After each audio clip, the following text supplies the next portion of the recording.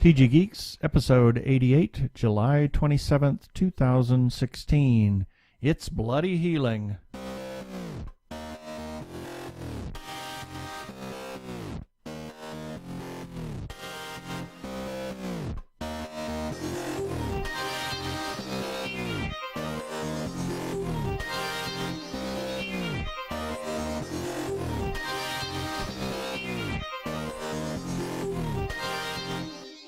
Hello and welcome to another webcast from tggeeks.com, where Ben and Keith, the Two Gay Geeks, talk about all aspects of geekdom and nerdery. Sci-fi, comics, film, horror genre, you name it, we talk about it.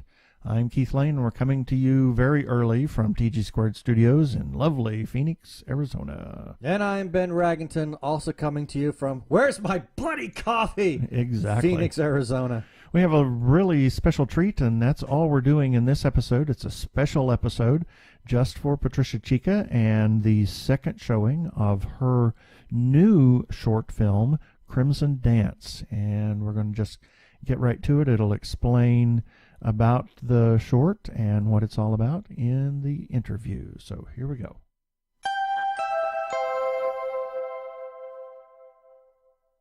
This time we have a special treat for you. We have the director, writer, producer, jack of all trades of the bloody horror short Crimson Dance, Ms. Patricia Chica, with us today. Welcome, Patricia. Hello, everyone. Hello, the TG Geeks. You're amazing. So glad to talk with you again. Oh, thank you. Well, I should say welcome back, since you've been on the show several times, three or four times. This is a three-peat, I think. Something like that. It is. Yeah. I like it. Yeah, so we were really intrigued by this short. We watched it. We did a review of it. Tell us about this, because this is a very personal subject to you about Crimson Dance. Obviously, for those of our listeners that don't know, Patricia is a director, writer, producer of film, TV, a little bit of this, a little bit of that, and you're also a public relations specialist. So tell us a little bit about Crimson Dance and how that came about and what that means to you. Absolutely. Well, Crimson Dance, the concept of it came to me through meditation one morning. I was in my apartment in Los Angeles, and I was thinking, my intention today is to find a way to serve people suffering from leukemia or any blood cancer, because my mother had passed away from that disease 10 years ago.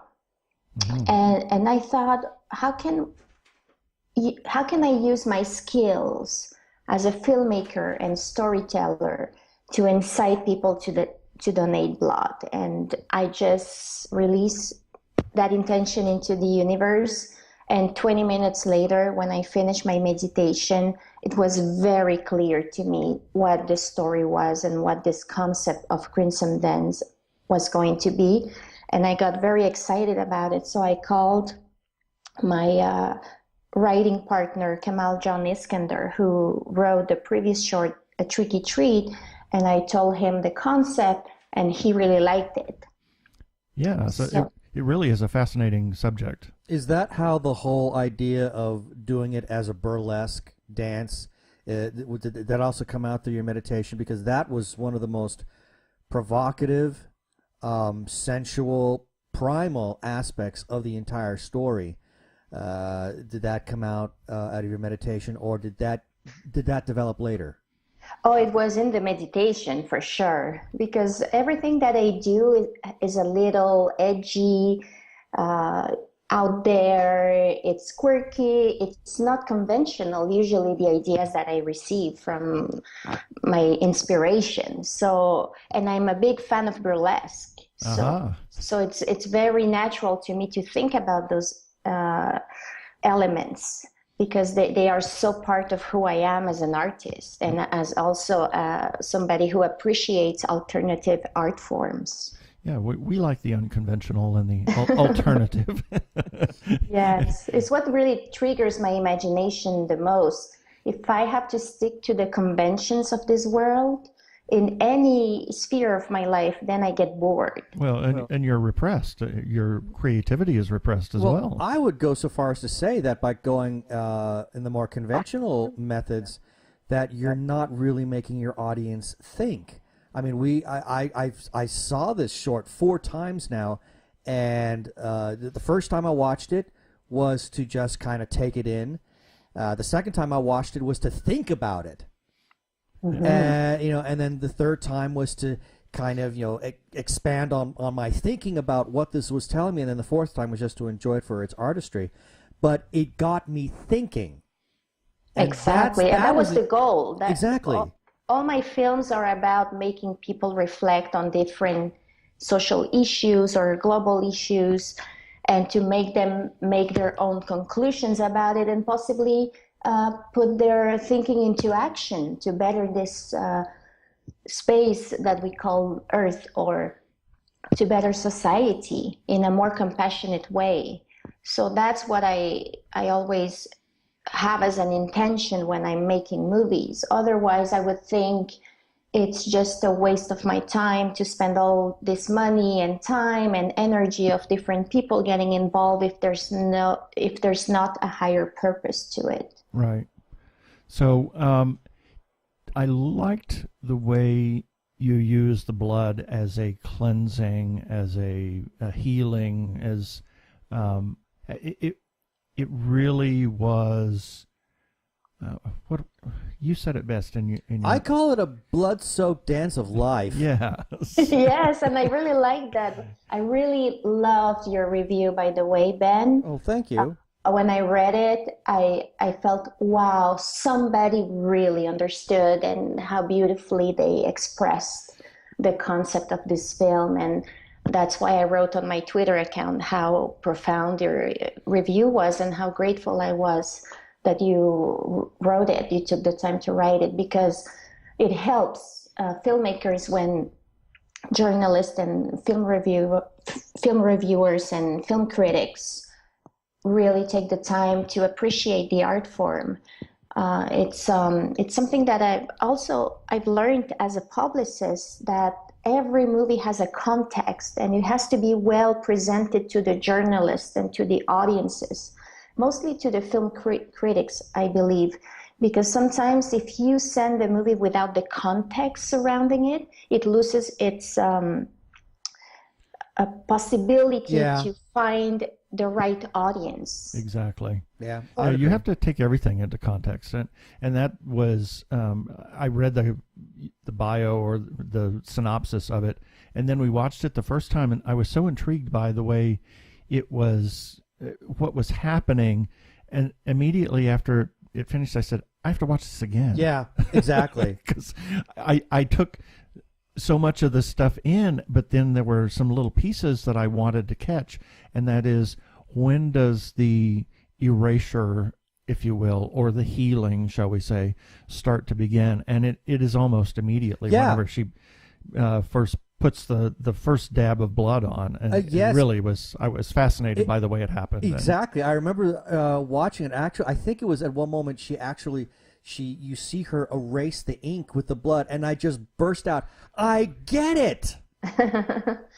That's great. Yeah, it was really fascinating. And did you notice that the progression of the words? Yes. They go from the pain, the discomfort of the disease, then from the disease, and it ends with cancer, and the final word she erases is death. Yeah, exactly. Because that's the ultimate outcome of disease. And if we don't know how to heal it through the donation of bloods and blood transfusions, right, well, then you die. Mm-hmm. And where the death was in her heart. And then she draws a heart at the end. Yeah. And I'm not spoiling it because it's so conceptual. People got to see it to understand the story. Exactly. It has to be. I mean, we could describe every aspect of this film, and it would not spoil it in the slightest. It has to be viewed, because even thinking back to it, I mean, and that final scene where she just draws the heart, I mean, it's beautiful. It is. It's macabre and poetic at the same time, because it elevates the whole consciousness of the audience just being in awe and maybe disturbed while she's performing, but at the end they're in awe, like, wow, this is beautiful. And the Tonya Kay, the dancer, she's smiling and happy and so empowered by the blood. Yeah, that was the other interesting piece is she was so into it, and it was like, oh, this is really cool. And I love the music too. The music was just quirky enough to go with that. It was so burlesque. The music, the atmosphere. So, well, knows, how long from the moment you conceived it to the final edit and release, what was the time span to put that all together? Oh, it was a little over a month. It was very quick. Wow. And for the first time, I worked with a female cinematographer, and she was so amazing. Like, that woman had more energy and leadership than any other male DP I've ever worked with. She ruled that set she was like owning the whole set. Wow, that's and so talented. Her name is Rachel Dunn. Okay. And she also does a lot of visual effects for Hollywood movies. She worked on the Titanic, on Shrek, as a visual effects expert. Wow. So she has been in this industry for many, many years and so experienced. And I like encouraging people who come from social minorities. Like, we had a lot of people of color on set and first-time PAs, like, just trying out cinema, and LGBT people. And I love having that diversity in my own space and being surrounded by all those energies. Right. Mm-hmm. I work with energy as well, as you know, as I've said many times before, with my actors. And on this set, I actually did energy work first thing in the morning with all the crew, and it completely put a Zen atmosphere on set. It was so beautiful. I can see that. I can actually see that, because the moment the film opens and you're inside the theater, there is this tone that is I cannot define it, but I was aware of it, and I think that plus just I'm glad you brought up the cinematographer, Rachel, because one of the things that I really also loved was just the overall look. I mean, it has such a warm, almost it's almost a blood red but very warm palette for the color, and again, that energy that is in there, which I could not define until you just brought it up. That's one of the things that almost pulled me in. Right. To wanting to watch it from the moment it starts. Yeah, and to me, when I see blood in movies, especially horror movies have a lot of blood. And if the blood doesn't look real, if the color, the shade, the tone of the blood is not the perfect red of the fresh blood, I just give up watching the movie. Like, I don't believe it. It's real. I see it looks like spaghetti sauce. Right. Almost, like when it's too orangey, And Rachel, being an expert of lighting, camera, and post-production, she also did the color correction on every shot to make sure the blood was as real as possible. And it's something she worked really hard on. So I'm very proud of the work she did on color correction and everything. And you spoke about the score, the music. That was actually scored by Kamal John Iskander, who's usually my writing collaborator and writing partner, and David Diaz, who is from Montreal. So David happened to be in LA at the time we were filming, so the two came in together to score this short in one day. Wow. And it was incredible. One take, like I didn't even request for any corrections. Like, they sent it to me the night before, and we shot with that track, and it stayed like that. Wow, that's great. It was meant to be if it came together so perfectly. Oh, it definitely was. And everybody on that set knew the backstory about my mother, and it was a tribute to her. So everybody was very respectful of and engaged in that story Right. Well, at a different level.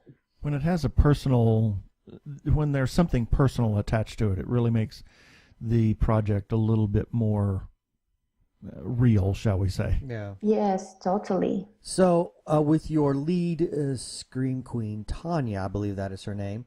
Yes.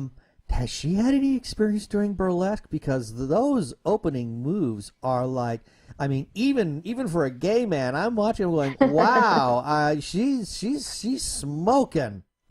She totally was. Well, Tonya Kay is a very well-known burlesque performer. She's also a stunt woman, a scream queen. The Horror Society gave her the award for Best Villain last year on a horror movie. And she's, if you go to her IMDb, it's insane the number of horror movies she has been in.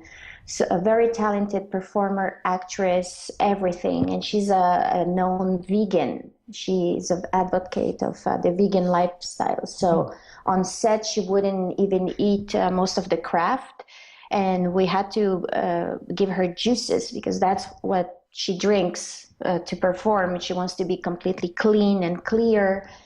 And it was very challenging for her to do this role because in the first scene, she's already soaked in blood in a very cold venue because we shot in LA in the peak of the winter.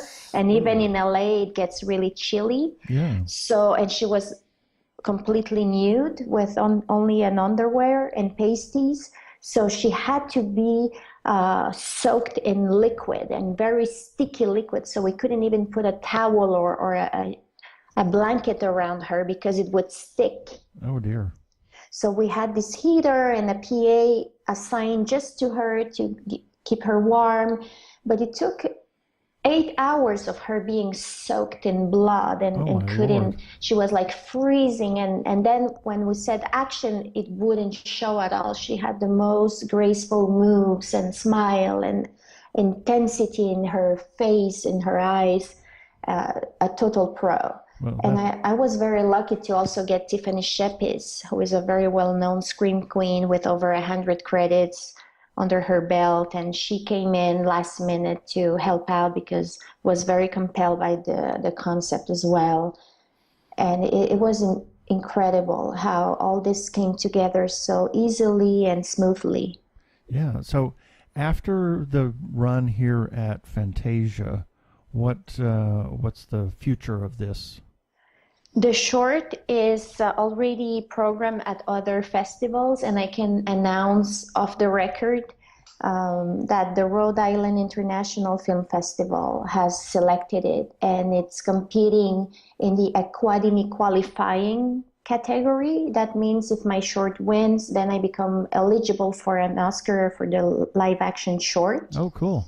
So this is rare that horror films will compete in those categories, but I'm very proud that it got selected by the Rhode Island International Film Festival. So that screening will be in August. And then I will be going to the Oaxaca Film Fest, which is one of my favorite film festivals in the world, and it's in Mexico. And also in official competition. So all of this is off the record. I will officially announce it when the festival announces it. But because you guys always get my scoops, I'm very happy to tell you the scoop. Do you want me to edit this out? No, you can keep it. It's fine. Okay, so it's actually going to go out tomorrow. Yeah. So yes, and I take responsibility for it because I'm so excited for you to be the first one to announce it. Cool. So I was going to say, I mean, obviously we loved it, but what has the reception been? What was the reception of the do first at the one? festival? Yeah. Well, it took a while before people applaud. Really? Usually people, when a Tricky Treat was presented last year at Fantasia, everybody was, woo, whoa, Richard!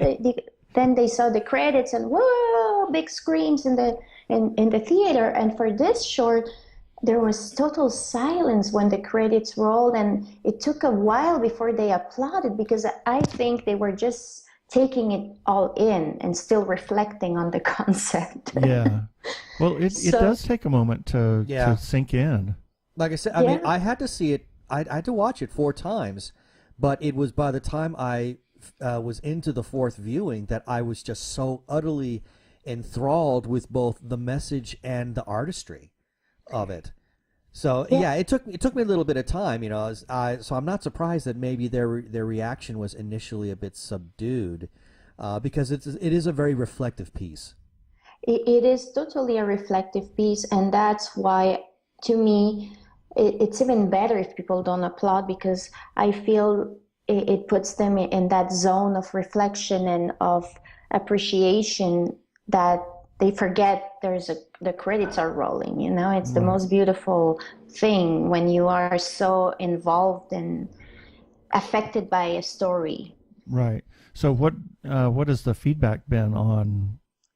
It's been great. I've had journalists, I had movie fans and friends attend the screening, and they were all very impressed, and they said, oh, it was so disturbing, but it's funny, it's poetic at the same time and beautiful. And people, they think blood is always violent and dark, but this it shifts the emotional state and the view people have over blood.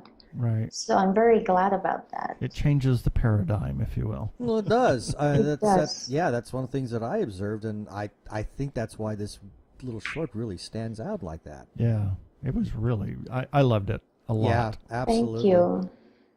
So tell us more. Do you have other projects coming up that are similar to this? Similar to that one, not for now. My process is very strange because usually I collaborate with writers. So they come to me with a concept, I love it, and then I develop it with them from scratch. But Crimson Dance is the first writing credit I've gotten in a long time. Oh, wow. And it just came through me by setting that intention through meditation. So it's not I'm not a writer in a way where I can say, okay, I want to write a story about this and sit down at the computer and start writing. It just doesn't happen. Oh, no. I have to channel information. Right. Inspiration, to me, it's something that I cannot command. No. But when it's there, it's very powerful. Yeah, it has to be a very organic process. So you're not the one that comes up with the idea, but you're the one that has all of the ideas once somebody has the idea. Exactly, and that's what has happened in all my previous movies. Wow. I just start getting involved in the process once I get the first hint of information. Right. It's almost like some poets say, I cannot write poetry until somebody gives me the topic. Right. Right. And then all the inspiration comes easily. I have that type of process. Yeah, I get that. I mean, Keith and I have both written articles, but you can't write something if you don't give us something to inspire us with. Exactly. Yeah. No, it's a great thing, you know, to be able to let go of some skills so you can really support other people's talents. And that's what I do as a writer. I never take credit really for writing unless, you know, it's necessary, because I want to empower, I want to elevate other people's skills and careers by helping them be the best storytellers they can. Well, so let me take Keith's question and then kind of turn it around a little bit. Instead, I guess the question really is, well, I mean, we know obviously you've been working on Morning After, but where has your inspiration been taking you in other areas? Yes, Morning After is my next film that I'll be filming in about a month. We are already in pre-production, looking for locations, finalizing cast, etc. And that is written by Christian Hodko. It's a movie, it's a funny and quirky comedy about the tribulations of the millennial generation that defines themselves as being sexually fluid, and it's becoming funnier than it was at the beginning, which really? I'm very pleased with. Oh, that's good. So Christian and I have been working nonstop on polishing the feature film script, till 4 in the morning this past night. So not much sleep, but a lot of fun, and we're very committed to make the best script possible and the best movie possible. Well, that's great. I liked the short morning after the proof of concept, shall we say, and it was really great. So yeah, I'm very excited to see. Looking forward to seeing the finished feature film. Yeah, I am too. Any other things that you might be looking at? Because one of the things that I really love about your work is its enormous diversity. I mean, we've seen some of your past shorts, like with Tricky Treat, Ceramic Tango, and Serpent's Lullaby. Serpent's Lullaby. I mean, each of these has such a completely, entirely different kind of tone. So, is there any inspiration inside of you that is beginning to that's ready to be birthed, shall we say? Well, I think you just said it, Ben. Diversity is my life purpose, is to encourage to have as much diversity in my work as in my life, to explore different realms of existence, to give voice to different subcultures, to different people and ideas. So I think this is what makes humanity richer. And anything that tackles into those realms, I'm all up for it. I'm inspired by it. Mm-hmm. Okay. Wow. Well, gee, I don't know what to add after that. So let's just say for anybody who wants to know more about you or more about your work, how can they go about finding that? You can find my work on my website, patriciachica.com. Now it's the old Wix website that's there, but we're building a completely new website, more updated. And you can find also my work on YouTube under Chicatronica. So, and Twitter, Facebook, follow me on those platforms, even Instagram. I'm always connected to my fans and my followers, so always happy to communicate with everyone. And just one last question. When do you think you might make Crimson Dance publicly available for everybody to see, since we've been talking about it so much? Crimson Dance will be available after the festival tour, possibly next year in 2017. So just stay in the loop. I think I want to partner with a platform who will be willing to put it up there. Yeah. And not just straight to YouTube. I think it's important that we encourage different platforms and we support each other that way. Absolutely. And certainly keep us apprised of where it's at, and we'll make some notes about Crimson Dance, because it really is worth people seeing, and for the message and seeing and re-seeing and exactly. Constantly rewatching, because it's highly compelling. Thank you so much. And again, always a pleasure speaking with you and reading your blogs and listening to your podcast. It's always a great pleasure and very entertaining as well. Oh, thank you. Well, thank you, Patricia Chica, for being with us today. All right. Have a great day, everyone.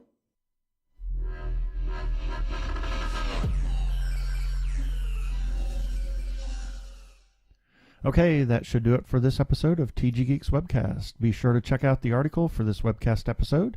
We're going to have several links about Crimson Dance on the article. And remember, you can comment on our Facebook page or our website, tggeeks.com, or you can leave a voicemail at 469-TG-GEEKS. That is 469-844-3357. From TG Squared Studios, I am Keith Lane. Thanks for listening. I bid you peace. Cheers.